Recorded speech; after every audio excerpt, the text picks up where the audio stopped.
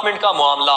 Election commission ने Peshawar high court का फैसला सुप्रीम कोर्ट में चैलेंज करने का फैसला कर लिया है। अहम अपडेट अपने नाज़रीन को बता रहे हैं कि तहरीक इंसाफ को इंतखाबी निशान बदलने की अलॉटमेंट का मामला। इलेक्शन कमीशन ने पेशावर हाई कोर्ट का फैसला सुप्रीम कोर्ट में चैलेंज करने का फैसला कर लिया है।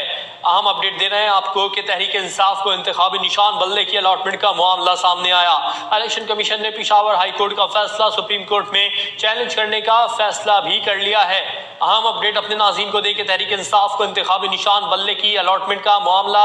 इलेक्शन कमीशन ने पेशावर हाई कोर्ट का फैसला सुप्रीम कोर्ट में चैलेंज करने का फैसला कर लिया है। मजीद जानते हैं नुमाइंदा K21 न्यूज जमीर हुसैन जमीर से। जी जमीर, अपडेट कीजिएगा इस फैसले के हवाले से।